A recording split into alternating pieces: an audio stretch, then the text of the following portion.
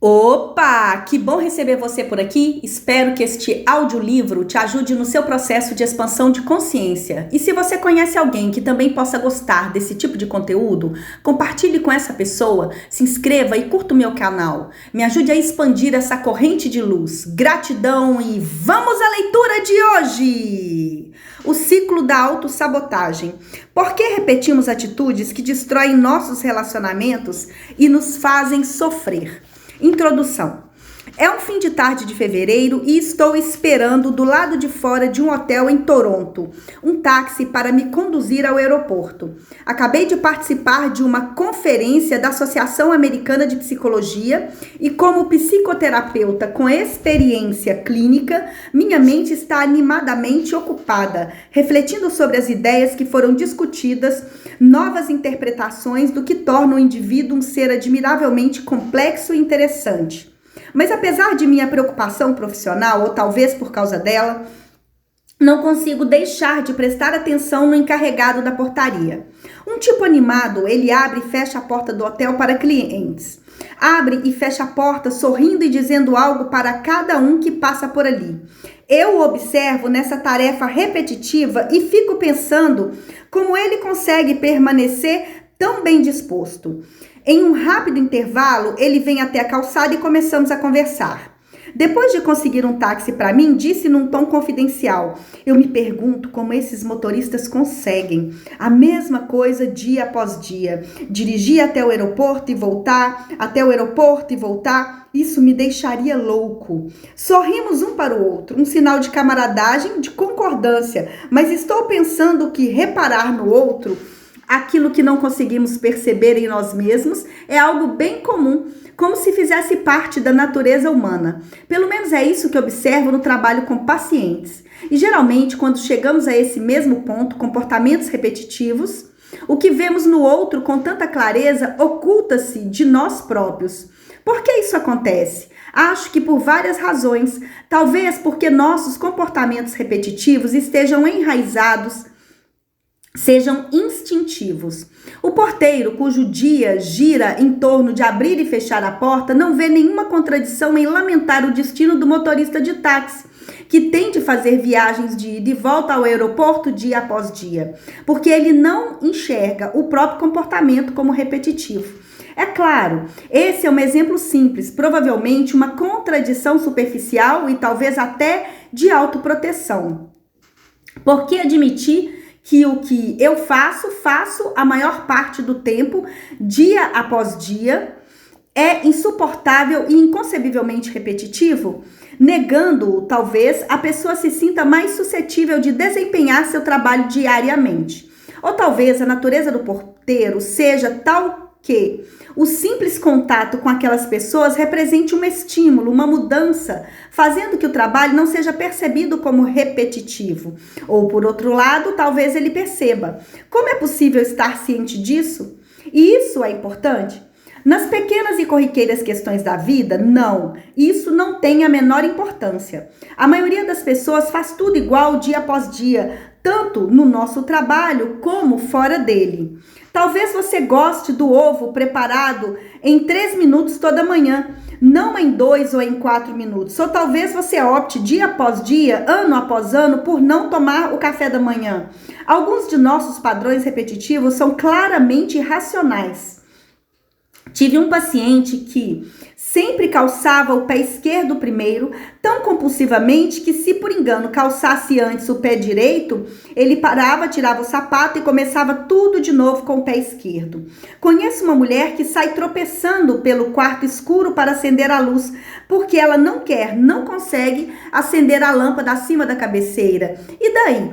O homem do sapato pode chegar um pouco atrasado ao trabalho. A mulher pode dar uma topada com o dedão do pé. Qual a importância disso? Nenhuma, a não ser que esses comportamentos sejam sintomas de algo mais sério. Não essas repetições e até essas compulsões. Não, essas repetições e até essas compulsões não chamam a minha atenção para a questão da repetição. O que me seduz é detectar a extensão de certos tipos de comportamentos repetitivos, repetições que destroem vidas, repetições que levam indivíduos à beira da loucura, repetições que podem terminar até em suicídio. Muitos, ou a maior parte desses frustrantes e destrutivos comportamentos estão quase que totalmente fora do domínio da consciência. Isso é o que mais me atrai. Assim, depois que comecei a considerar sobre esta questão, recebi em meu consultório um homem para quem tudo parecia correr bem. Luiz era um quarentão, um homem de negócios que aparentava ser bem casado, o pai de um grande garoto, como chamava o filho de 10 anos, bem-sucedido na vida pessoal e profissional. Mas me procurou porque estava inquieto, pensando no sentido da vida. E como revelou depois de algumas sessões, estava tendo um caso com uma mulher que admitiu não amava, mas, mesmo sem amá-la, estava prestes a deixar sua família. Ele não entendia o próprio comportamento, mas sabia que algo estava errado. Além disso, havia jurado que nunca faria com sua família o que o pai fizera com ele. O que se manifestou nas sessões seguintes produziu forte impacto, não necessariamente em mim, mas certamente em Luiz. Ao conversar, ele revelou que o pai havia abandonado a família quando ele tinha a mesma idade do filho, 10 anos. Além disso, o avô paterno de Luiz também largou a família quando o filho tinha 10 anos. Luiz estava para se tornar o terceiro pai na família a abandonar a mulher e os filhos. Tudo isso ficou arquivado na mente de Luiz, mas sem nenhuma conexão. Somente quando chamei sua atenção para a idade dos meninos que foram abandonados por seus pais, 10 anos, a mesma idade do filho de Luiz, que ele disse: "Você acha que eu estou agindo da mesma maneira?" Decidi não responder, porque às vezes o silêncio é a resposta mais eficaz. Mas Luiz não carecia da minha resposta. Lágrimas brotaram de seus olhos e ele precisou de um tempo para se recompor. Mas este era o objetivo do nosso trabalho: fazer Luiz perceber o que estava acontecendo e, o mais importante, por que estava acontecendo. Encarar o ciclo da repetição foi o primeiro passo para ter algum controle sobre o que ele estava provocando inconscientemente. Talvez você pense que o caso de Luiz seja exceção.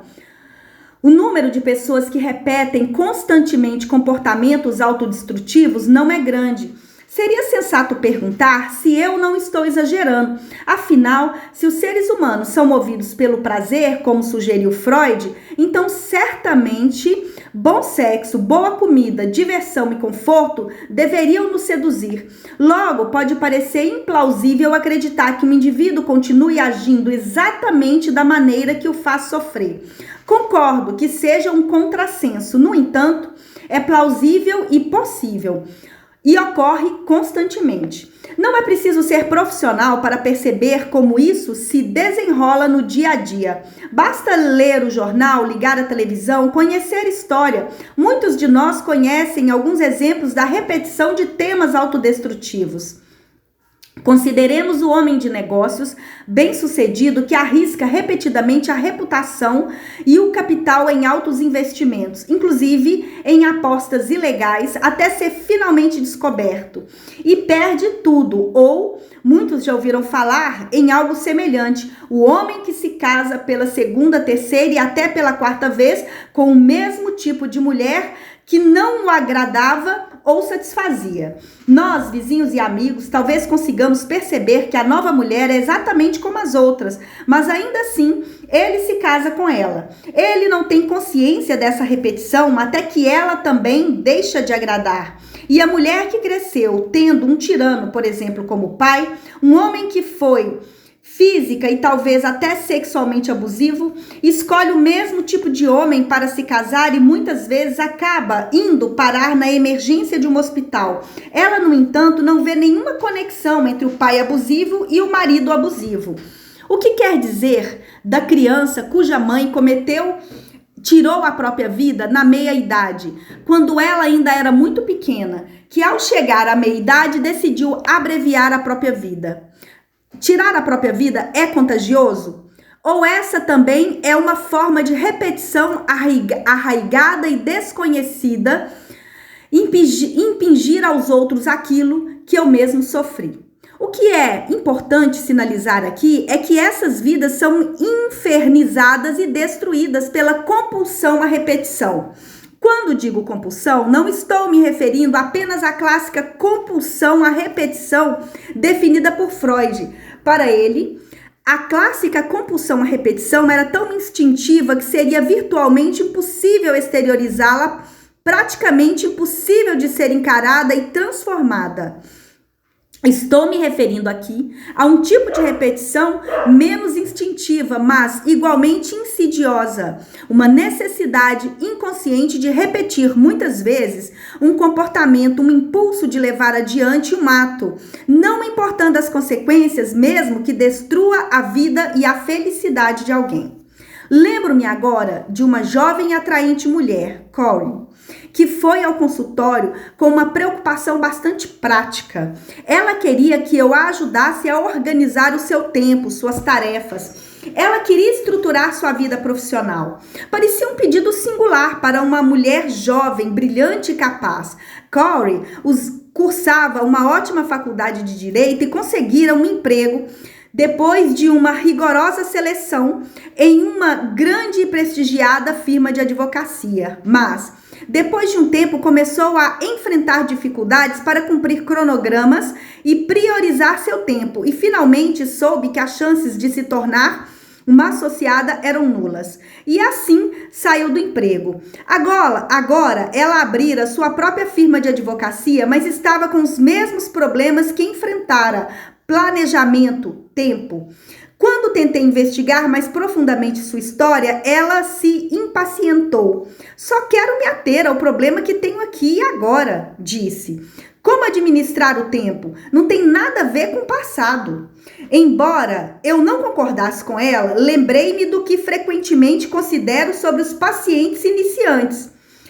Você age como se tivesse nascido ontem, como se simplesmente tivesse surgido aqui, saído da casca do ovo. Mas Corey acabou falando de seu passado e logo ficou claro que, no seu caso, um exemplo clássico de escolha inadequada a tinha conduzido ao papel de advogada superpoderosa.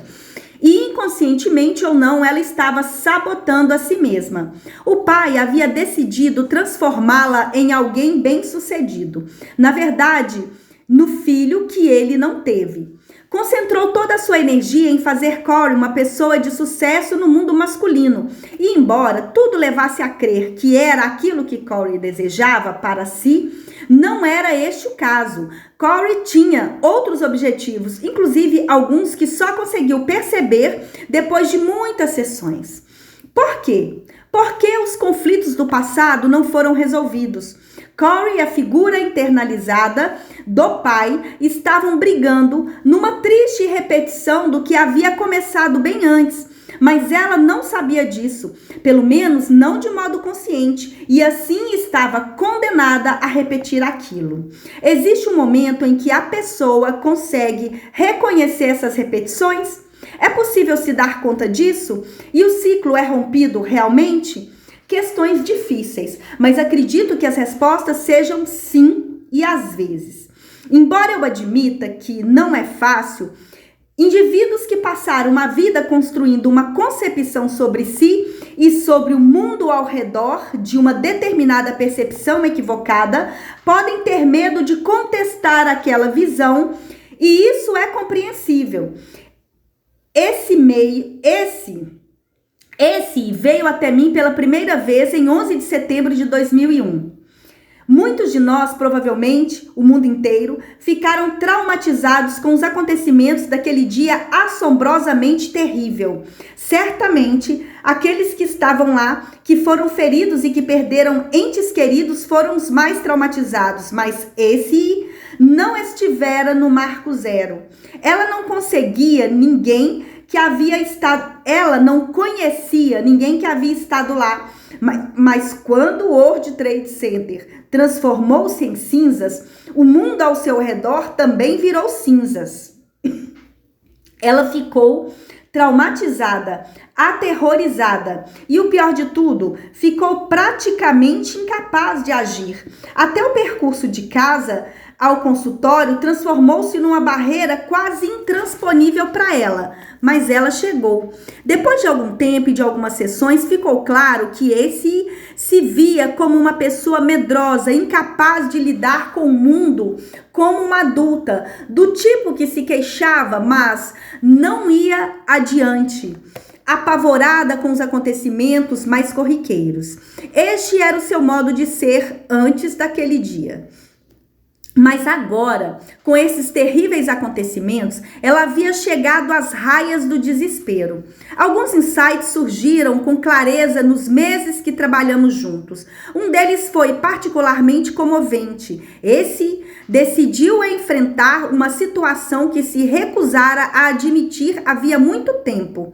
O pai manteve relações sexuais com ela dos 9 aos 14 anos, quando então estava suficientemente crescida para exigir que ele parasse.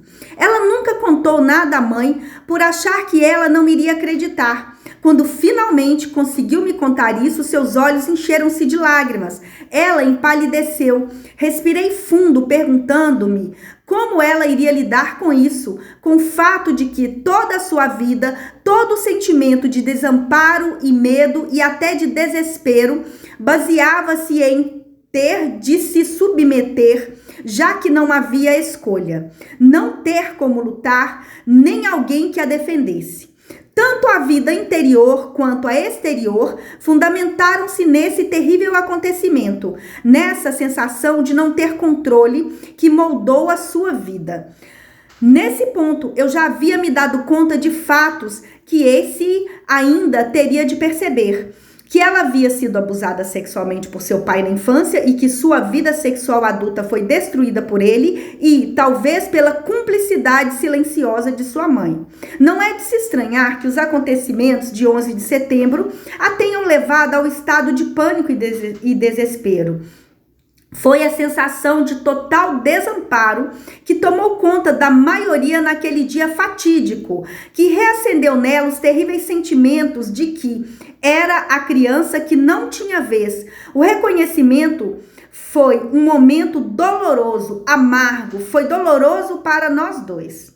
O que aconteceu a Ace, sepultar sentimentos traumáticos, experiências e memórias, acontece a muitas pessoas. Entretanto, enterrar essas experiências não significa que elas estejam mortas. Ao contrário, elas se incorporam, tornam-se parte indelével da imagem que as pessoas têm de si. Esse era a criança indefesa que se sentia frágil, exposta ao mundo perigoso. Ela carregava essa imagem na vida adulta no modo de se ver e de se relacionar com os adultos. Ela não sabia por quê e não conseguia explicar isso. Havia uma lacuna entre o que sentia e a base de tais sensações. Sob vários aspectos, as crianças não controlam a vida delas e esse permanecia nesse ponto da infância. Por mais surpreendente que seja para mim, também é difícil tomar parte desta exumação de emoções e memórias dolorosas já sepultadas.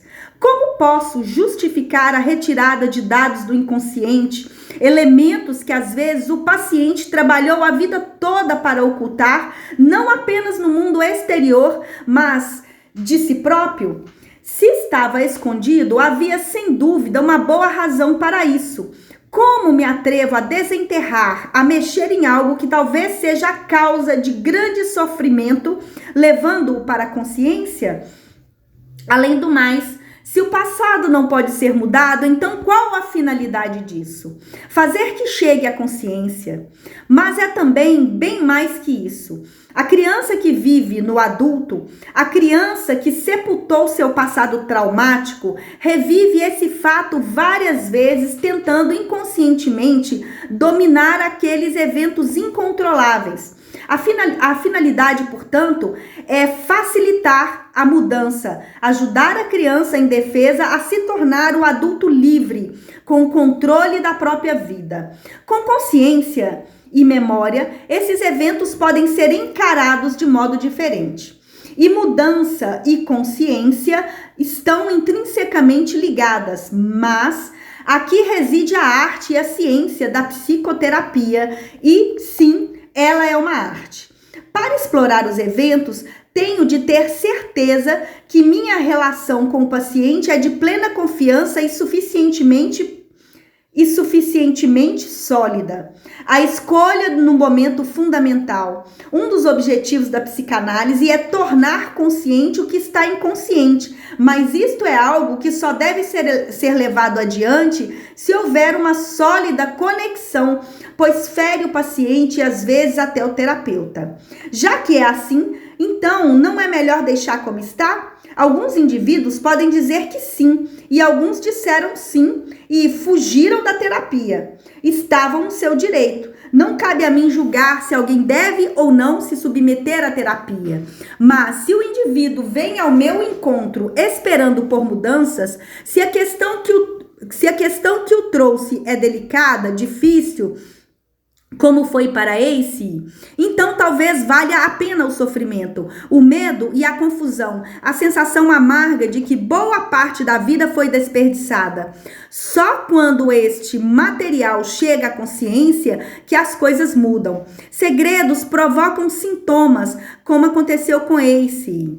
Eu posso e frequentemente digo a um paciente que tarde é melhor do que nunca, mas nós dois sabemos que continua sendo amargo. Quanto a mim, não sinto nenhum prazer em ver os pacientes sofrendo, consumindo-se em lágrimas, expondo que passaram uma vida inteira sendo reprimidos, mas às vezes é preciso chegar ao sofrimento para que os problemas sejam resolvidos e ajudar a elaborar estas questões é o meu trabalho. Expor vulnerabilidades e encarar questões desagradáveis que foram sepultadas há muito tempo é uma etapa preliminar necessária e, às vezes, a parte mais fácil. O que vem a seguir é a parte mais difícil do processo, transformar aquele reconhecimento em uma mudança de comportamento, porque a mudança não é um exercício intelectual. Se o reconhecimento não for internalizado, sentido e elaborado, nada vai mudar. Relembrar experiências, sensações e memórias que muitas vezes foram reprimidas e das quais tinha-se apenas uma vaga lembrança, pode realmente levar à mudança e a um novo modo de perceber o eu e o mundo? Isso pode ser o começo de uma nova percepção do eu, livre das distorções e dos sintomas inexplicáveis que persistiram desde a infância. Como posso tornar o processo de mudança mais fácil? A verdade é que os analistas também são seres humanos. Os analistas também têm sentimentos. Embora tenha algumas vezes me referido a mim como um dinossauro, alguém que segue um estilo terapêutico mais tradicional do que muitos atualmente, não sou um mero espectador do processo. A noção de que o analista não se envolve e que dorme nas sessões ou que simplesmente murmura é, em sua maior parte, uma ficção dos velhos filmes e dos maus programas de TV. Sim, no passado, o analista se mantinha mais afastado do paciente e até hoje, em certos tipos de análise, parte dessa distância ainda é mantida. Atualmente, há tantas formas de terapia quanto há de analistas e a maioria delas envolve-se muito mais com o paciente. No meu caso, prefiro o que Freud chamou de atenção flutuante uniforme. Isso, no entanto, não significa atenção sem envolvimento. Ao contrário, quer dizer atenção direcionada, consciência do que e como está sendo comunicado. É chamar a atenção do paciente para o que realmente é expressivo. Em geral, logo depois que algo foi dito, eu pergunto: o que você disse? Isso não significa que não ouvi, mas funciona para encorajar o paciente a escutar o que disse e a perceber suas implicações. A livre expressão de pensamentos e sentimentos, que chamamos de livre associação, pode soar como uma série de divagações. Entretanto, esses pensamentos são tudo, menos isso. Minha função é salientar e articular as conexões, conduzir a novos insights, revelar sentimentos e disposição de ânimo. E sim, tenho compaixão e medo e fico triste. Ocasionalmente sinto a alegria da descoberta, a satisfação de dois indivíduos que estão no caminho da renovação. Duas pessoas que compartilham uma experiência que tem o poder de mudar a vida delas. Eu me preocupo, eu sinto intensamente.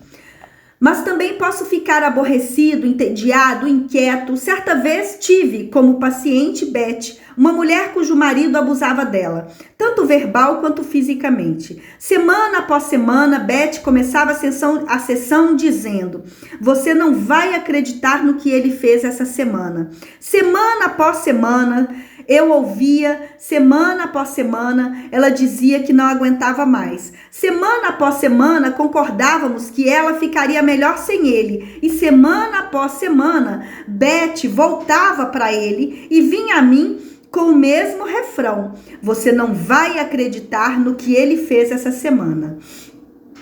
Pouco depois, descobri que, como Beth, eu estava dizendo as mesmas coisas e percebi que, por algum tempo, eu é que havia me tornado repetitivo.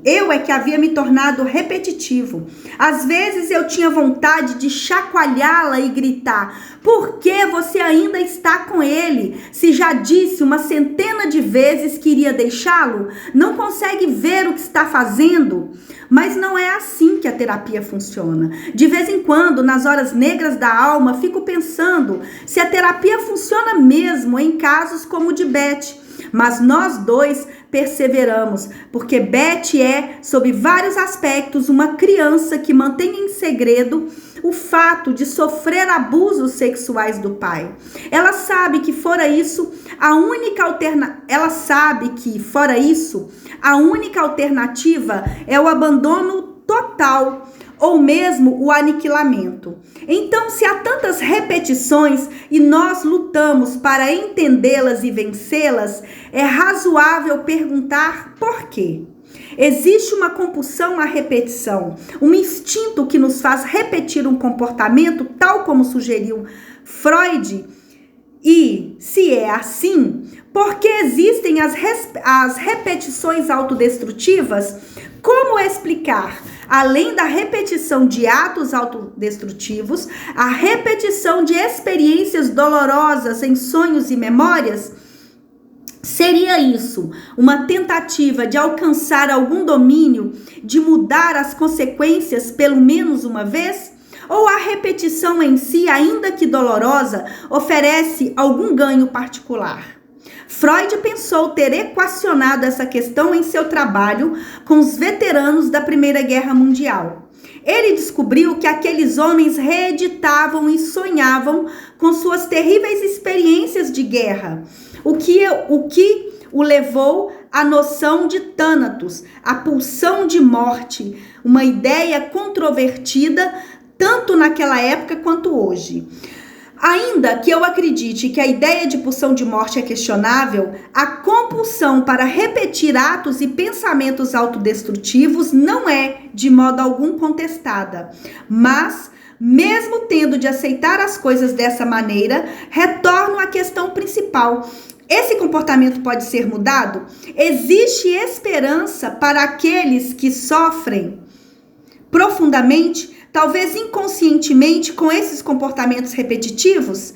Existe esperança para Beth, Corey, Lois e todos os que vieram me procurar ao longo dos anos atormentados por comportamentos repetitivos inconscientes? A mudança ocorre? É realmente possível? Penso que sim. Esse é o meu trabalho e o tema desse livro. Uma tentativa de mostrar como esses comportamentos repetitivos podem ser revelados, apreendidos e até modificados. Sim, mas como? Anna O., uma paciente de Freud, cunhou a expressão cura pela fala. A cura pela fala de Freud, se podemos chamar assim, influi inegavelmente na nossa cultura, nas nossas crenças e até no nosso vocabulário. Todas ou quase todas as psicoterapias modernas devem muito aos princípios freudianos. Quando conheço um novo paciente, sempre fico um pouco ansioso. Será que conseguirei ajudá-lo a alçar algum tipo de cura? Estabeleceremos uma relação de confiança, um bom nível de comunicação? Ou esse encontro está destinado ao fracasso? No início não dá para saber, e embora haja quem ocasionalmente afirme que o objetivo é esse ou aquele, mesmo isso não está claro no começo. Algumas pessoas têm ideias preconcebidas do que é a terapia. Elas querem respostas, elas querem conselhos. Às vezes querem, como Corey, agir como se tivessem nascido ontem, como se os sentimentos e traumas do passado não tivessem nenhuma relação com os problemas atuais. Há técnicas de terapia que não investigam o passado. Indicações baseadas em evidências empíricas sugerem que algumas dessas técnicas são bem eficazes. Elas lidam somente com o aqui e agora e têm por objetivo dar aos pacientes oportunidade de expressar seus sentimentos. Os pacientes conseguem efetivar mudanças porque percebem as consequências do seu comportamento autodestrutivo. Essas técnicas podem ajudar a aplacar medos e resolver problemas de relacionamento e atenuar ansiedade e depressão. Porém, até ter um efeito propagador, quando as mudanças em comportamentos aparentes atingem o inconsciente, fazendo com que alguns problemas mais profundos sejam resolvidos. Entretanto, é bastante improvável que alguma dessas técnicas funcionem com os comportamentos repetitivos de autodestruição mencionados.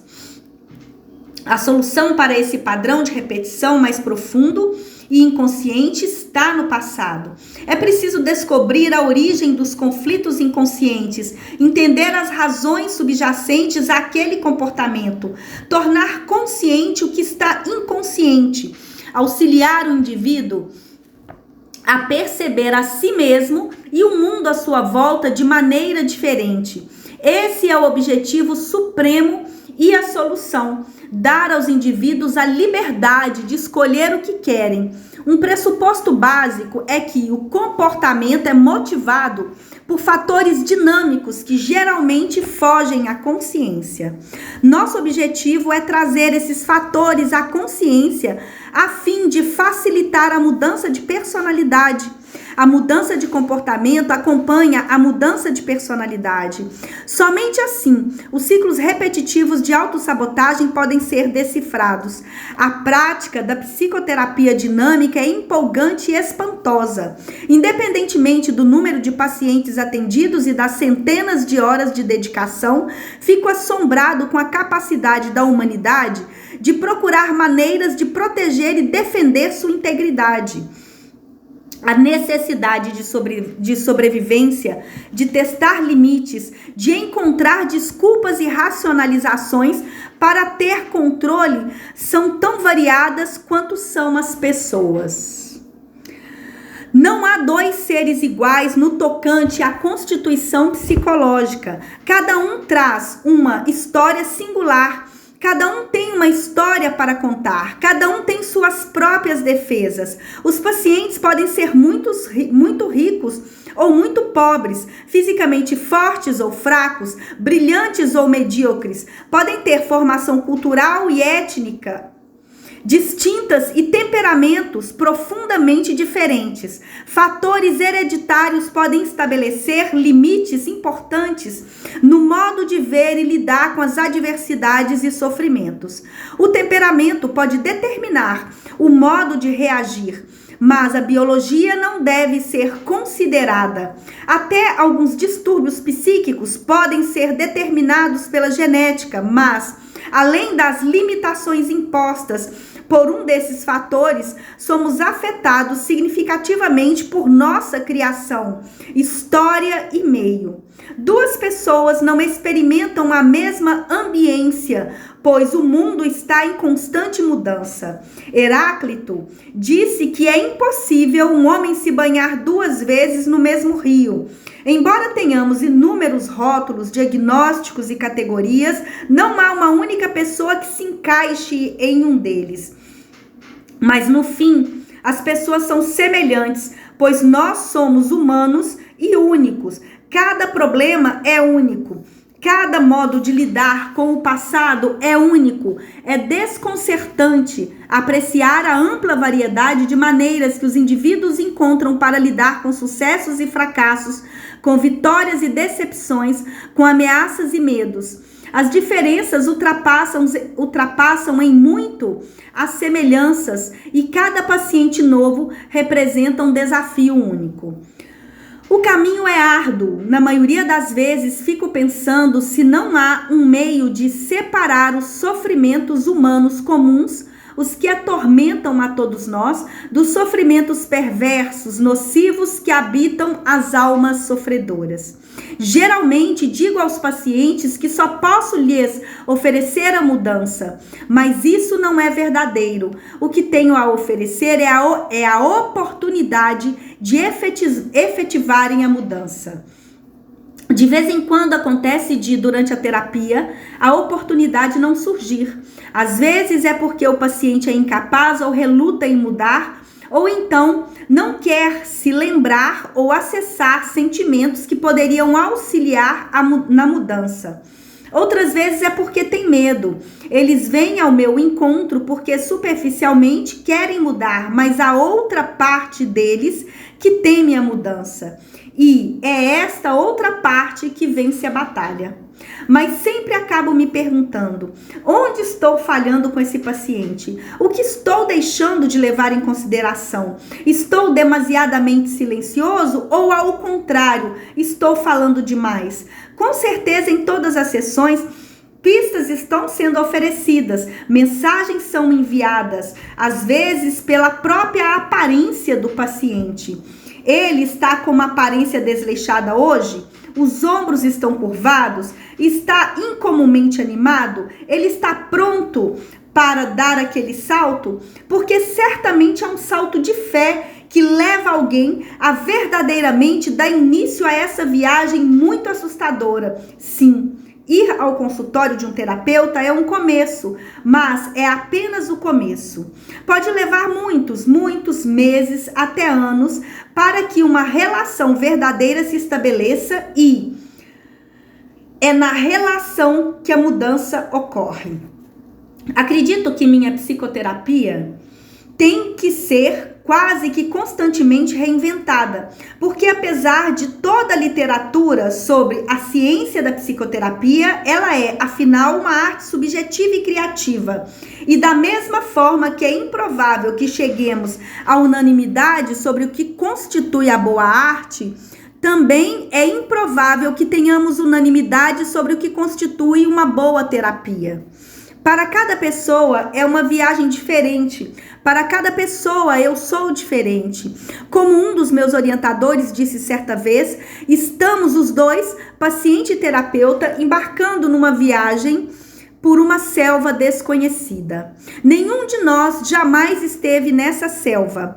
A única diferença entre mim e o paciente é que eu já estive em outras selvas. Não nessa, mas em outras. Tenho uma vaga noção de como transpor os vários caminhos e armadilhas da selva.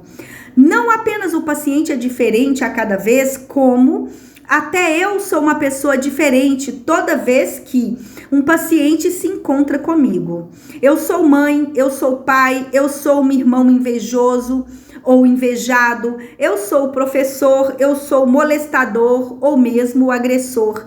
Eu sou qualquer um, menos eu.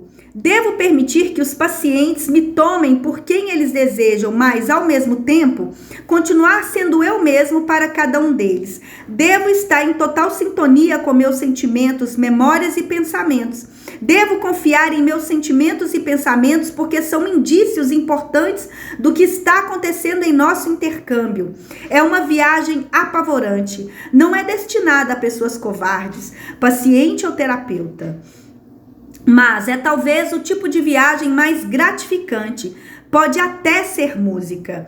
Ela é para todos? Não. Mas acredito que é a única maneira de interromper o ciclo de repetições. E isso leva tempo. Nesses dias de assistência médica administrada, na nossa pressa de querer ver todas as coisas resolvidas, há pouca paciência com esse tipo de terapia pela frente, que consome aquela coisa que temos tão pouco tempo. Quem quer passar meses até ano esperando a oportunidade de uma mudança surgir?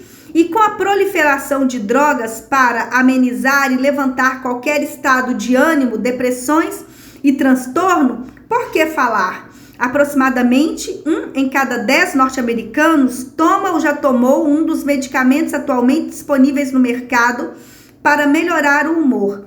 Os medicamentos podem oferecer o alívio da ansiedade, mas não fazem nada para ajudar a lidar com a compulsão à repetição. Acredito que há outra razão mais insidiosa que trabalha contra a cura pela fala. Embora muitas pessoas, especialmente das artes e do teatro, tenham falado abertamente que fazem terapia, ela ainda é um tabu em nossa sociedade. Mesmo com a proliferação de filmes, programas de TV e livros sobre terapia, o senso comum apregoa que terapia é para neuróticos, ricos ou para aqueles que são verdadeiramente instáveis. Além disso, os filmes e programas de TV que apresentam terapeutas como incompetentes ou perversos não fazem nada para encorajar a confiança pública. Por que, perguntaria qualquer pessoa normal, eu iria me submeter a esse auxílio tão perigoso? E pagar por isso ainda por cima? Além disso, e talvez surpreendentemente, os programas que apresentam o terapeuta como um herói também podem ser igualmente prejudiciais, fazendo com que o paciente aspire por uma relação terapêutica que foi concebida no mundo da fantasia, construindo expectativas que estão condenadas desde o início. Uma outra razão de a cura pela fala não ser usada com frequência é: o que acontecerá se todo mundo souber que alguém esteve ou está fazendo terapia? No campo político, isso pode significar um sopro de morte. Um político hoje pode ter um caso extraconjugal revelado, pode admitir que é usuário de drogas, pode até ser declarado culpado por dirigir bêbado e sobreviver a tudo isso. Mas muitos sobreviveram. Mas é raro um político conseguir sobreviver à revelação de que se submete a sessões de psicoterapia. Tal confissão já derrubou mais de um político na história recente. Então, assim, há muitas razões para os indivíduos não se enganarem nessa difícil tarefa. E, além disso, há sempre a questão no fundo da mente.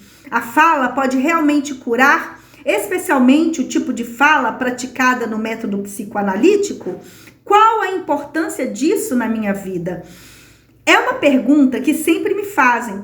De fato, é uma pergunta que eu mesmo me fiz quando comecei o treinamento como terapeuta psicanalítico.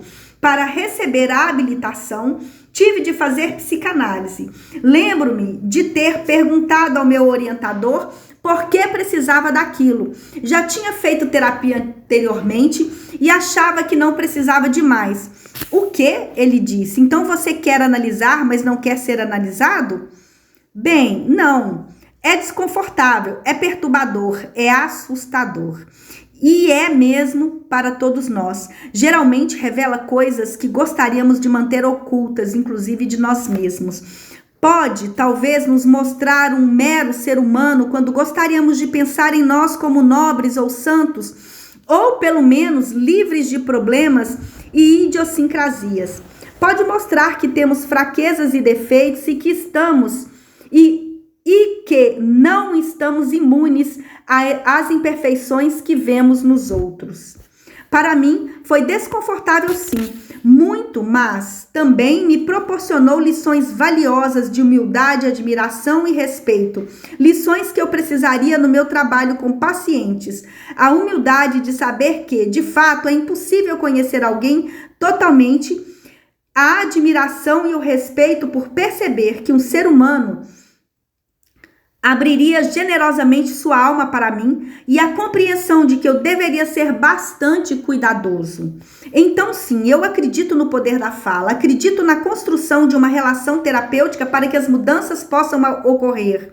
Há muitas teorias sobre como e por que isso acontece, mas isso fica para depois. Por enquanto, acredito que, com o exemplo de alguns casos, poderei mostrar melhor o que acontece na cura pela fala. Mostrar como a mudança pode se efetivar à medida que dois seres humanos bastante falíveis atravessam alguns caminhos de difícil acesso.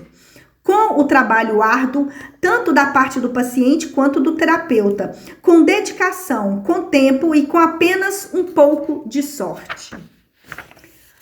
Capítulo 1. Repetição de comportamentos de identificação primária, conformidade versus autonomia.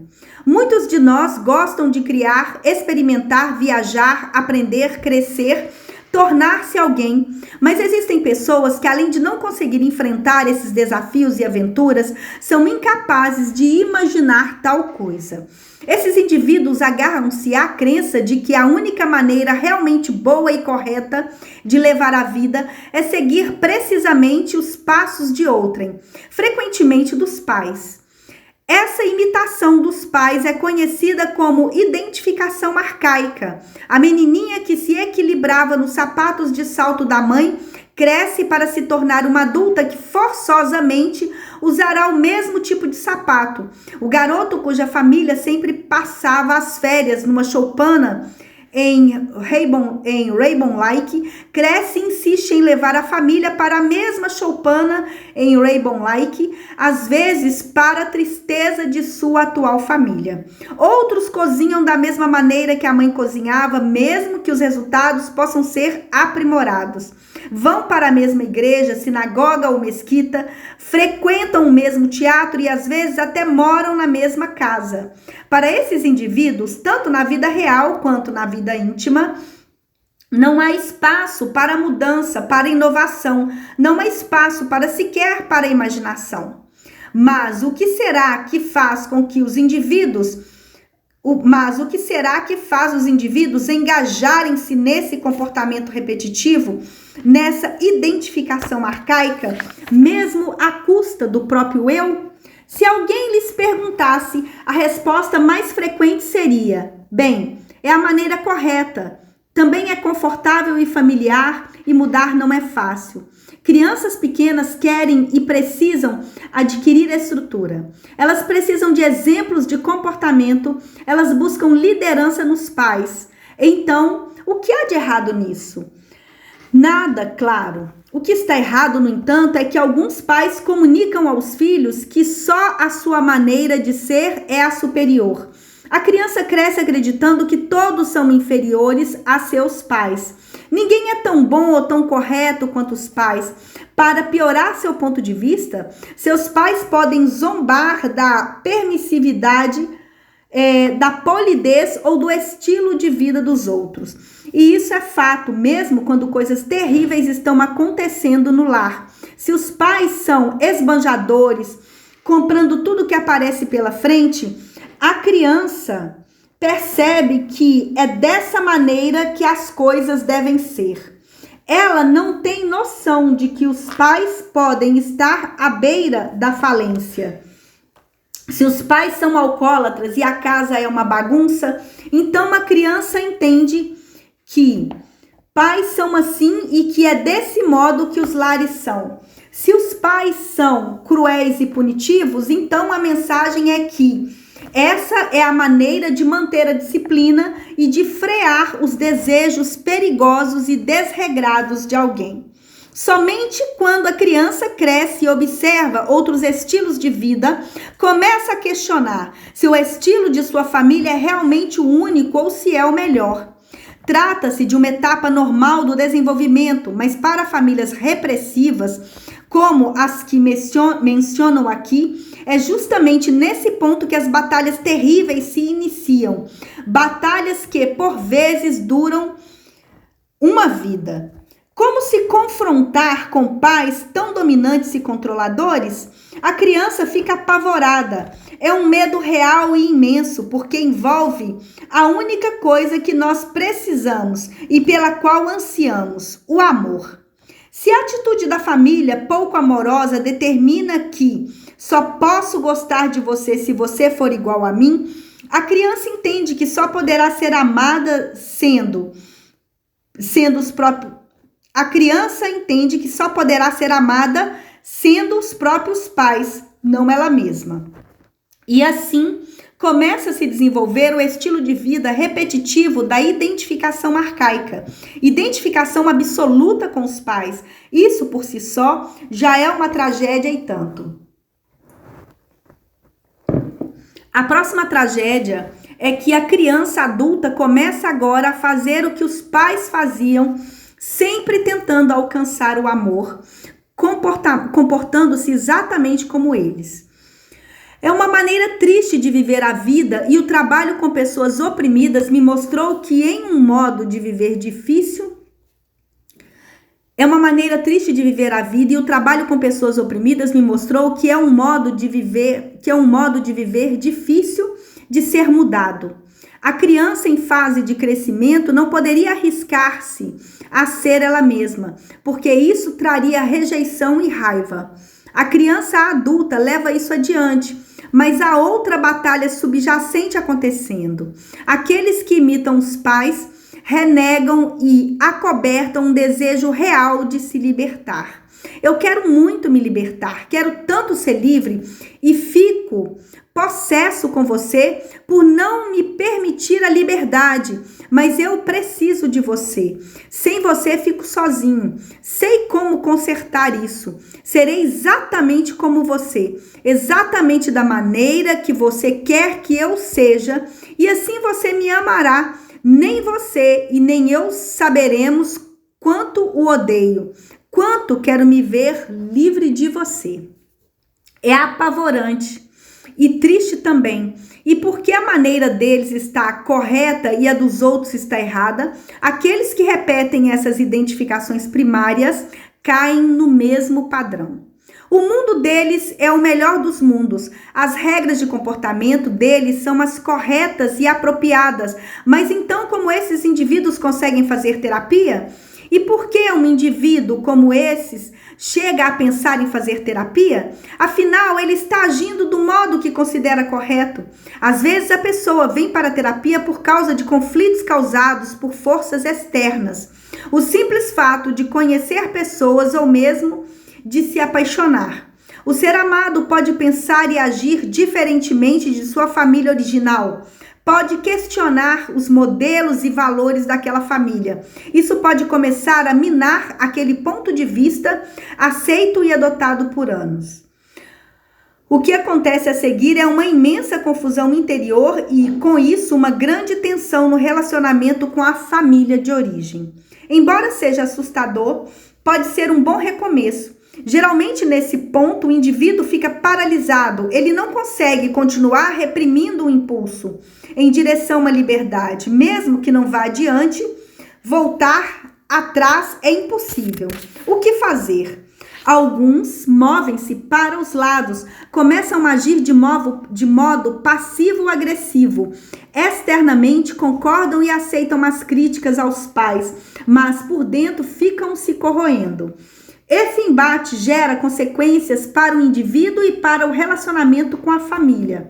Talvez seja nesse ponto que alguns indivíduos resolvem recorrer à terapia. Às vezes, os próprios pais determinam uma terapia na esperança de que endireite a criança, leve a criança a se conformar. Eles acreditam que o tratamento vai fazer com que a criança pare de se comportar daquele modo e se torne obediente passiva. Lembro-me que Valérie, uma atraente jovem esposa que trabalhava horas a fio em troca de uma pequena retribuição, no negócio ultrapassado da mãe. Seu marido insistia para que ela deixasse o negócio e entrasse para o mundo das novas tecnologias, onde, com sua formação, seria bem-sucedida. Valerie não conseguia e isso gerou brigas. Na cabeça de Valerie, não era o relacionamento com a mãe que a havia impelido para a psicoterapia, mas os conflitos no casamento. No transcorrer da terapia, Valerie manifestou a raiva que sentia do marido, que ganhava mais dinheiro, trabalhando menos horas do que ela. Ela o considerava mimado, egoísta e alguém sempre à procura de uma saída mais fácil. Estava tomada por uma indignação injustificada, sentindo que o árduo trabalho da mãe e o seu eram mais sagrados do que o estilo de vida fácil que o marido levava. Ele era bem-sucedido, respeitado em seu meio e, além de tudo, tinha horas livres. Conforme conversávamos, sua irritação contra o marido aumentava. Também se mostrou bastante irritada comigo por questionar sua posição. Por que uma mulher tão brilhante e capaz estava presa ao passado e ao ultrapassado? Por que ela se sentia tão indigna de ser bem-sucedida perante o mundo? Ela lembrava constantemente a si mesma e a mim também que a vida da mãe havia sido bastante difícil. O pai morrera em um acidente logo depois de abrir o negócio. Ela sabia, foi avisada milhões de vezes que a mãe batalhara e se sacrificara para cuidar do negócio e criá-la, pois Valerie era criança. Como Valerie poderia se sentir culpada e moralmente comprometida? Havia uma clara mensagem de que Valerie não tinha escolha senão ajudar a mãe. Se não se ajuntasse com os desejos dela, seria uma ingrata que merecia ser desprezada. Mas também se ressentia de trabalhar horas a fio em um negócio que não gostava e ainda por uma pequena retribuição. No entanto, não conseguia admitir isso para si mesma. Valerie acreditava mesmo que a mãe era uma mártir. Eu lembrei-lhe que mártires geralmente são pessoas muito irritadas. Disse-lhe também que, de acordo com minha prática, não há argamassa mais poderosa que a culpa para subjugar uma criança a seus pais. A raiva é renegada e escondida enquanto a boa menina está no palco interpretando o papel de boa menina. Valerie absorvia tudo em silêncio e lentamente. Ocasionalmente ela dizia da boca para fora que compreendia. Mas havia ainda um longo caminho até a mudança, porque a compreensão racional não é como a compreensão emocional, do tipo que pode resultar em mudanças. Depois de alguns meses, senti-me à vontade para perguntar, caso essa também fosse a opinião de Valerie, como sua mãe havia permitido que ela se casasse. Timidamente, ela revelou que a mãe gostava do seu marido e havia encorajado o relacionamento entre eles.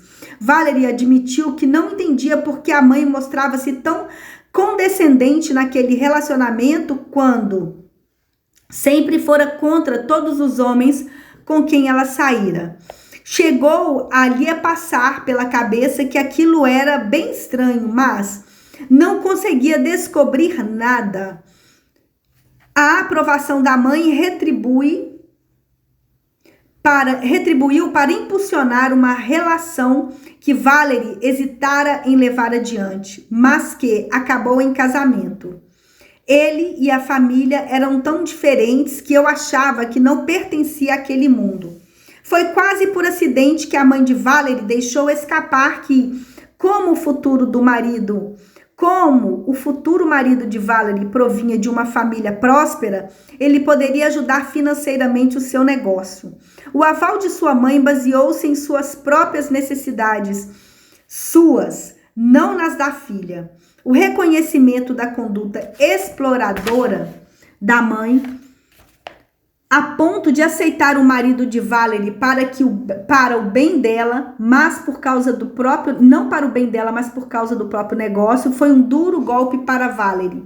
Além de perceber o que estava acontecendo, ela experimentou e absorveu e ficou de fato arrasada. Depois disso, Valerie realmente compreendeu até que o ponto havia levado a vida em função da mãe. E foi então que as coisas começaram a mudar. Após algum tempo, não de imediato, ela conseguiu se libertar do domínio materno, mas não sem uma discussão, em que foi acusada e ameaçada, inclusive de ser renegada.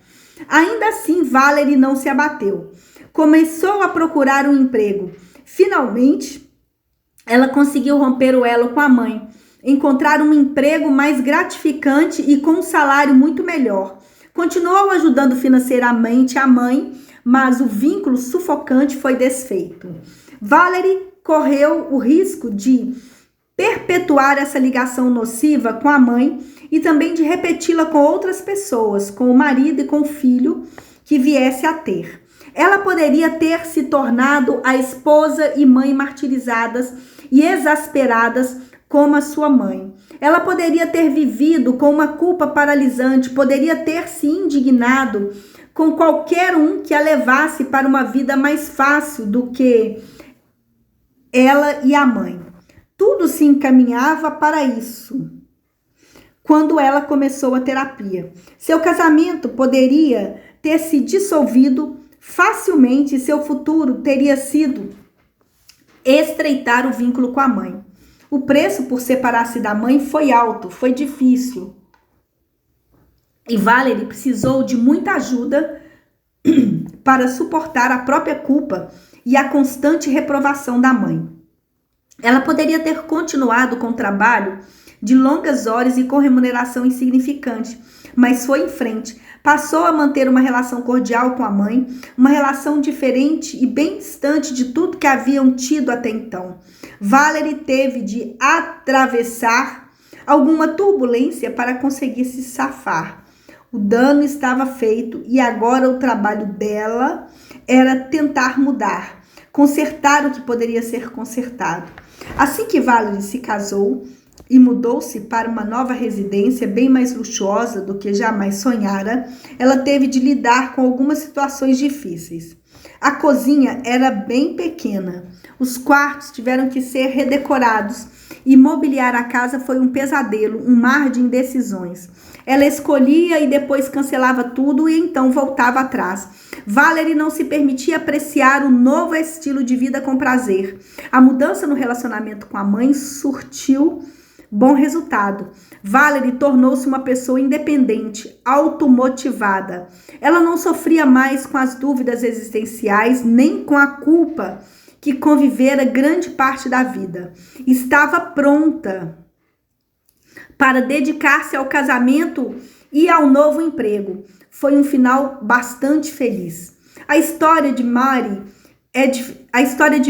é diferente. Mary estava completamente presa à sua família de origem, particularmente à mãe. A mãe acreditava que a família estava em primeiro lugar e que todos os tipos de sacrifício deveriam ser feitos para manter a sua inviolabilidade. Ensinou a Mary que qualquer coisa que afastasse a esposa do marido e especialmente dos filhos era algo ruim. Mas sua mãe não se casou com ele. Foi Mary quem se casou com ele. E Carlo, um bom homem, tinha ideias diferentes sobre família. Ele era um carpinteiro que trabalhava com afinco, voltando para casa todas as noites para estar com a esposa e os 2 filhos pequenos. Mas Carlo, com 30 anos, decidiu que queria uma vida diferente. Nunca havia sido bom aluno e fora reprovado e fora aprovado com dificuldade no ensino médio, pois não estudava nem fazia exercícios de casa. Depois de 4 anos de casamento e de 2 filhos, ele queria entrar para o mundo dos negócios. Sentia-se em desvantagem no quesito escolaridade e tinha vontade de se dedicar aos estudos e a cursar uma faculdade. Antes de qualquer atitude, Carlos expôs seus planos a Mary e ela aceitou. Eles concordavam que seria difícil trabalhar o dia todo e estudar à noite e competir com outros estudantes que já estavam mergulhados nos estudos. Mas ele estava muito motivado e assim foi. Carlo passava os fins de semana na biblioteca. Em casa, Mary tornava-se cada vez mais irritada. Embora tivesse concordado da boca para fora com o desejo de Carlo de aprimorar-se e seguir seus sonhos, ela agora via suas ausências como rejeição. Ela praguejava que essa não era a sua ideia de uma vida familiar e insistia que queria um marido que estivesse em casa com a família. Basicamente, Mary se sentia ameaçada, com medo de que Carlos se envolvesse com outras mulheres que estivessem mais concentradas em suas carreiras. Ela também sentia que seria deixado de fora dessa vida na universidade e em algum momento no futuro da vida corporativa com a qual Carlos sonhava. Mas, mais do que isso, ela não conseguia se afastar daquilo que acreditava ser o papel de uma família de verdade, uma família como a de sua mãe. Ela se recusava a apoiar os esforços do marido e arrastou-o para a terapia de casal. Nessas sessões de terapia, ela não gostava de nada do que ouvia, ou talvez a verdade que seja que ela não conseguia ouvir nada, não ouvia as minhas perguntas, não ouvia as minhas considerações e, é claro, não queria ouvir nada de Carlos, só queria me dizer que suas queixas eram compartilhadas por sua mãe e por seus irmãos. Só queria me contar que o comportamento de Carlo corroera sua concepção de família. Disse-me que Carlo era a ovelha negra da família e que estava farta disso. Ele, por sua vez, se sentia exilado e abalado. Acreditava que estava tentando amparar financeira e emocionalmente a família. Estava tentando melhorar sua condição de vida e de sua família a um custo muito alto para ele, mas era tudo em vão. Ficou claro que Mary sempre tivera dificuldade com mudanças. Sofrendo de fobias quando criança, ela não podia cogitar viajar ou sair de férias ou qualquer outra coisa que se afastasse de seu lar. O casamento foi se perdendo cada vez mais, mas de alguma maneira resistiu, embora eles tivessem parado de fazer terapia. No entanto, 5 anos depois, eles retornaram. Agora, Carlos estava trabalhando na área de finanças e estava inscrito em um programa da MBA, trabalhando muito, despendendo várias horas diárias para se deslocar até o local do trabalho e ganhando muito mais dinheiro do que chegou a sonhar. Mary o considerava um elitista. O casamento estava seriamente comprometido. Mary esperava sinceramente que, dessa vez, eu dissesse a Carlos que ele tinha de mudar. Para mim era interessante que ela tivesse retornado, já que não tínhamos feito quase nenhum progresso na nossa tentativa anterior e infelizmente não fizemos nenhum dessa vez também. No capítulo do casamento discutiremos o contrato não escrito. Pode-se dizer que Carlo quebrou o contrato original com Mary. Ela esperava que ele permanecesse um carpinteiro feliz, trabalhando e estando ao lado da família. Não importava que ela tivesse concordado com os planos de Carlo para o aperfeiçoamento. Não importava que ele não tivesse agido unilateralmente, sem discutir previamente com ela. Não havia outras coisas em questão aqui. Mary tinha um conjunto de valores e ideais estabelecidos pela mãe, e embora os valores de Carlo fossem bons, saudáveis e fortes, ela não conseguia ver isso. Ela lutou para manter as coisas exatamente como eram na sua infância. Com consequências devastadoras, o casamento balançou e acabou ruindo. Geralmente me perguntam, quando o paciente vem pela primeira vez ao meu consultório, se eu sou um terapeuta cristão. A suposição parece ser a de que só poderei ajudar se compartilhar do mesmo sistema de crenças. Fred, sempre criado em um lar fundamentalista, no qual as palavras literais da Bíblia, do pastor e da rígida comunidade religiosa eram lei, Fred tinha de se submeter a orientações religiosas e às orações bem cedo pela manhã, antes do colégio, afiliado à sua religião. As noites eram dedicadas ao estudo e às orações. Não havia divertimento, não havia socialização. Seus pais eram extremamente severos e inflexíveis e exigiam uma submissão total do primogênito. Mas havia um problema. Fred era extremamente inteligente e curioso. Ele questionava. Havia coisas que ele não entendia. Ainda assim, quando fazia perguntas, além de ser silenciado, era repreendido. As perguntas eram coisa do diabo. Fred então passou a engolir as perguntas e tentou ser o bom filho, mas depois de um tempo desenvolveu tiques nervosos e dificuldades de fala. Os pais atribuíram isso a seu desvio da palavra do Senhor. Ninguém pensava em submeter Fred a uma terapia, já que seus sintomas eram causados por seu comportamento obstinado, pecaminoso e rebelde. Fred persistia com suas dúvidas e seu ceticismo, embora na maior parte das vezes se mantivesse calado. Ainda assim, havia um preço a pagar, pois seus pais estavam cientes de suas dúvidas e seus colegas o atormentavam por seus movimentos involuntários e sua gagueira. Quando foi aceito por uma faculdade na qual se inscreveu secretamente, os pais exigiram que ele fosse para uma faculdade vinculada aos princípios de sua religião. Fred os enfrentou. Eles se recusaram a pagar por uma faculdade secular. Ele conseguiu uma bolsa de estudos e trabalhava para arranjar dinheiro para os livros e despesas pessoais. Fred era um aluno excepcional. Distanciou-se dos pais. Depois de muita insistência, Fred passou a ir para casa em alguns feriados só para ouvir o desejo dos pais de que frequentasse a igreja e se comportasse de maneira que eles queriam.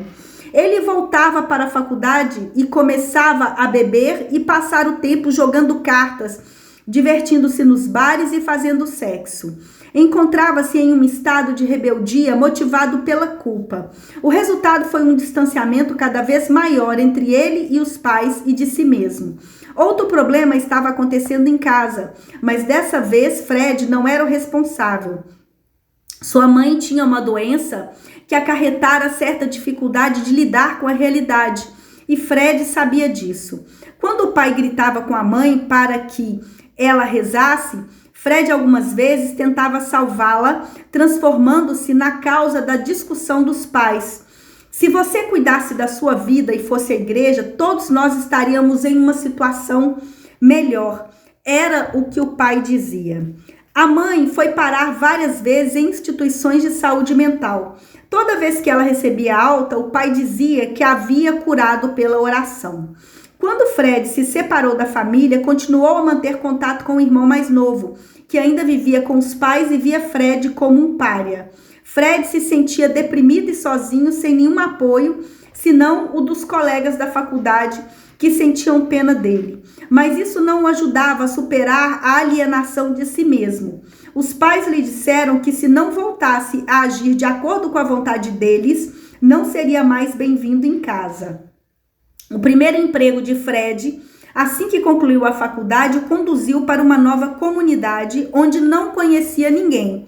Ficava a muitos quilômetros de sua casa e da faculdade que frequentara. Embora se saísse bem no emprego, Fred se sentia sozinho e infeliz. Conheceu algumas mulheres, mas depois de certo tempo, descobriu que elas eram manipuladoras e extremamente exigentes. Insistiam para que ele agisse da maneira que elas queriam. Fred estava vulnerável e precisando relacionar-se com alguém e não podia abrir mão daqueles relacionamentos facilmente. Sabia que não era aquilo que queria, mas sentia que à sua maneira, aquelas mulheres lhe ofereciam companhia e pareciam interessadas nele. Escolhia mulheres que eram vulneráveis e bastante carentes, e o que atraía nelas era o desejo de salvá-las. Tudo isso para diminuir sua própria culpa, para convencer-se de que era um bom rapaz. Ele também escolhia mulheres que, assim como seus pais, eram exigentes e manipuladoras. Era tentador para Fred continuar a se envolver com essas mulheres e possivelmente até casar-se com elas, mas sabia que algo não ia bem. Então ele procurou a terapia. Quando começou a explorar seus sentimentos, tornou-se claro que todas as mulheres que escolhiam eram réplicas de seus pais. Eram rígidas, tinham ideias fixas e os sentimentos de Fred? Quem ligava para eles? Os sentimentos e pensamentos eram desprezados. Fred estava sozinho e se sentia em um fracasso. Estaria livre daqueles relacionamentos repetitivos e neuróticos com mulheres se conseguisse perceber sua compulsão para salvá-las. Ele se tornou consciente de sua atração latente pelo que era familiar, embora prejudicial. Não queria ficar sem uma companhia feminina, mas conseguiu perceber a mágoa que nutria dos seus pais e ficou feliz por ter se dado conta de que algo estava errado no relacionamento com aquelas mulheres antes de deixar-se envolver totalmente por elas. Tanto Valerie quanto Fred conseguiram evitar a sabotagem de seu futuro, mas com Beatrice a situação era diferente. Ela estava na casa dos 30, vivendo com os pais em um trabalho burocrático quando apareceu no meu consultório. Era uma mulher inteligente que havia feito alguns cursos em uma faculdade estadual e havia se saído bem, mas participara desses cursos de uma maneira aleatória e esporádica e quase sempre perdia o prazo final de entrega dos trabalhos. Estava sempre solicitando prorrogações e permissões para fazer exames de segunda chamada. Não tinha planos de terminar a faculdade ou de conseguir um diploma. Desde a época do ensino médio, ela recordava-se de dizer: eu poderia ter feito melhor, mas sempre deixo tudo para depois. Faço as coisas da minha maneira e no meu tempo. Mas ela também acreditava que as coisas eram mais difíceis para ela do que para os outros. Não fazia nenhuma conexão da tendência de adiar as coisas e sua hesitação com a crença de que as coisas eram difíceis para ela, mas também era capaz de ver que estava presa a um processo de perfeccionismo paralisante. As coisas eram mais difíceis para ela porque nada do que fazia era suficientemente bom. Ela não se permitia terminar nada porque sempre poderia ser melhor. O resultado era que nada tinha fim. Ela precisava estar acima da crítica e tinha que ser perfeita. Tinha poucos amigos e sua vida resumia-se a um trabalho e a sua numerosa família de avós, pais, irmãos, sobrinhos e sobrinhas. E aqui estava ela, a filha mais nova e a única solteira. Estava deprimida e sozinha e sentia que estava presa a uma rotina, mas não conseguia ver uma saída. Começava projetos apenas para abandoná-los depois. Quando alguém lhe sugeria alguma ideia para melhorar a sua situação, ela não fazia nada para implementá-la. Seus pais expressavam sua decepção por ela não ser mais sociável, sair com homens ou demonstrar mais iniciativa, mas frequentemente pediam que ela fizesse coisas para eles ou para a família. Ela cumpria a missão fazendo as compras, limpando a casa e ainda servindo de babá. Era como se isso fosse o seu quinhão na vida, e ela o aceitava passivamente. Não havia uma coação, mas uma velada expectativa.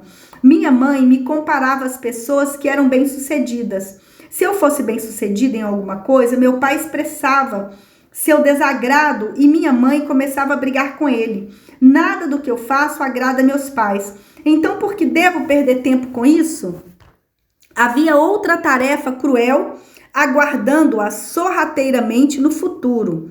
E Beatrice, ainda que não estivesse pronta para admitir, não poderia fazer nada a não ser tornar-se consciente de sua chegada. Como a filha mais nova de sua extensa família, com os pais ficando velhos, havia um entendimento tácito de que Beatrice cuidaria dos pais, substituindo-os em sua função. Em vez de sentir que era importante para sua família, sentia-se sobrecarregada de obrigações que não eram reconhecidas. Logo no começo da terapia, Beatriz me contou um sonho. Pedi a um amigo que cantasse uma música. Ele cantou 3 músicas. Eu me surpreendi por ele conseguir cantar sob o comando de alguém. As associações dela evidenciavam um sentimento de que tinha de executar as coisas em casa sob comando e que, se fosse bem-sucedida, surpreenderia os outros. A crença era de que ela não podia ser bem-sucedida porque interpretava a expectativa dos outros como comando. Isso despertava suas defesas passivo-agressivas e ela não tentava nada. Outro sonho esclarecedor. Algo está preso na minha garganta.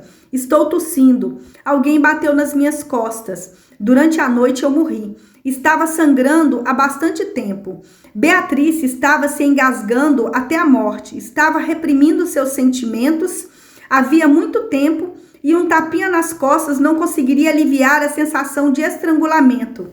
Ninguém parecia aliviar seu sofrimento e cada um percebia suas queixas como algo insignificante. Em concordância com algo está preso na minha garganta, Beatriz comentou que gostava de colecionar quinquilharias e objetos sem valor e que não conseguia se desvencilhar de nada. Ela acumulava tudo. Seu quarto era uma bagunça e não conseguia abrir mão de nada, até de coisas que não tinham nenhuma serventia. Além disso, disse estar constantemente de dieta, ganhando e perdendo peso. Às vezes comia tudo que estava à sua frente e, se ganhasse peso, entrava numa dieta rígida até emagrecer novamente. Ela reprimia seus sentimentos até que estivesse prestes a explodir e então fazia tudo novamente. Os mecanismos de defesa passivo-agressivos dela se manifestaram na terapia. Seu objetivo era traçar um paralelo da sua frustração, decepcionando-me. Ela queria progredir, mas era mais importante para ela não ir a lugar nenhum.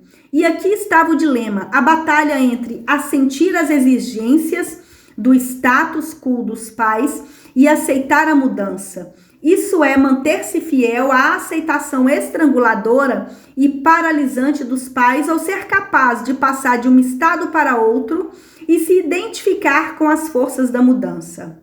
Beatriz se identificava com o pai, um homem que passou a vida trabalhando em um empreendimento arriscado. Obstinada e teimosamente, ele tentou provar que conseguiria bons resultados de um negócio falido e, à medida que se fixava nessa ideia, arrastou a família para baixo com ele. Beatriz seguiu o exemplo. Dava 2 passos para frente, 2 passos para trás, sem chegar a lugar nenhum, sentindo-se incapaz de tentar qualquer coisa nova ou diferente. A falência do pai foi a sua falência e a falência da terapia e do terapeuta. Quando conseguia dar 2 passos adiante, o pai negava o avanço. Ao mesmo tempo, ele a criticava por continuar no caminho para lugar algum, o que equiparava à filha dele. Beatriz fez algum progresso, mas um progresso tão lento e tão dolorido que foi difícil perceber e partilhar. Muitos passos adiante, inúmeros passos para trás, e assim é para a maioria dos que são prisioneiros desse tipo de repetição. O receio de magoar os pais, a culpa por se libertar e por fazer valer seus direitos não podem ser superados facilmente. E para muitos, essa expressão de autonomia, que deveria ocorrer gradativamente durante o crescimento, não surge de maneira alguma. Para outros, surge à custa de alienação e solidão. Em famílias nas quais os pais são autoritários, severos e inflexíveis, as crianças crescem com medo e ansiedade. A ameaça da culpa, da punição, do retraimento, do amor e da aceitação, e em alguns casos do abandono, forçam as crianças a refrear a necessidade de experimentar e de cometer os próprios erros. Assim, elas permanecem em constante dúvida sobre si mesmas, com inseguranças e relutantes em confiar nos próprios sentimentos. Sentem que não tem outra saída e, em muitos casos, conforme mostramos, incorporam os padrões e valores dos pais, tornando-se pequenas cópias. Elas seguem o comportamento prescrito, suprimindo sua individualidade e seus potenciais criativos. Afinal, a censura é inimiga da criatividade. Uma estrada longa e árdua, mas em direção oposta a esse comportamento repressivo e repetitivo. O problema é que muitos de nós obtêm mais ganhos se mantiver o status quo do que se partir para as mudanças. Sentimos, queremos mudar. Não gostamos do modo que as coisas são, mas a perspectiva de causar transtorno na nossa estabilidade e no que nos é familiar é muito assustadora. Obtemos ganhos secundários com nosso sofrimento e não podemos arriscar nos livrar deles. Lembro-me de uma conferência da qual participei sobre hipnose, na qual um idoso se apresentou. A mulher se na qual um casal de idosos se apresentou. A mulher se locomovia com o auxílio de um andador e o marido, com quem estava casada havia muitos anos, segurava-lhe o braço enquanto ela andava. Fisicamente não havia nada de errado com as pernas ou com o corpo que justificasse sua incapacidade de andar. O professor, um especialista com vasta experiência em psiquiatria e hipnose, tentou hipnotizá-la. Ela entrou em estado de transe e ele começou a sugerir-lhe que ela era capaz de andar, mas foi tudo em vão. Quando saiu do transe, ela ainda não conseguia andar. A explicação foi que havia muitos ganhos assegurados com o fato de ter o marido a seu lado, cuidando e realizando as vontades dela. Muitas pessoas se utilizam de enfermidades para perpetuar relacionamentos, mesmo à custa da liberdade e da autonomia. As satisfações decorrem do fato de se ver limitado e incapacitado física ou psicologicamente. Isto geralmente é uma das grandes forças dissuasivas do progresso na psicoterapia. É algo inconsciente, mas há mais gratificação na perpetuação do que no seu abandono. Beatrice, apesar de toda a sua infelicidade, tinha medo de abdicar de sua posição na família. Ela se sentia necessária e ameaçada pela ideia de alcançar um patamar que contribuísse para obter um senso maior de independência e de individualidade. Os riscos eram muito grandes. A perda do conhecido, do familiar, era muito assustadora. Dentro de todos nós há uma criança que quer experimentar o novo e o diferente. Uma criança que tem uma curiosidade saudável pelo mundo que a cerca, que quer aprender e criar. Em todos nós há necessidade de segurança, de proteção e de estabilidade. Teoricamente, aqui se estabelece o equilíbrio entre os dois tipos de necessidade. A base da segurança está presente e serve de fundamento, permitindo a exploração de novas ideias e novas aprendizagens e experiências. Mas, muito frequentemente, a necessidade de segurança e de dependência supera uma liberdade de explorar e nós acabamos sufocando e até destruindo os desejos criativos, a fantasia, a criança dentro de nós. Buscamos fontes que satisfaçam nossa necessidade de dependência e de segurança, sacrificando a criança curiosa e imaginativa. Há pessoas que correm muitos riscos, que tentam várias vezes a sorte e perdem, em detrimento de tudo o que está envolvido. Mas há aqueles que têm aversão ao risco e fazem muito pouco uso de seu talento e de suas habilidades, com medo de mudar a visão da criança dependente e protegida que tem de si mesmos. A autonomia, a independência e o sucesso são apavorantes, porque significam que não poderemos mais argumentar que nossas necessidades precisam estar protegidas. Para essas pessoas, o sucesso não gera êxito. O sucesso traz mais trabalho, uma dependência maior, mais razões para abandonar o argumento de seguir em frente para muito longe e explorar o novo e o diferente. Obrigada por ter chegado até aqui. Curta, comente, compartilha e se inscreva no meu canal. Me ajude a expandir essa corrente de luz.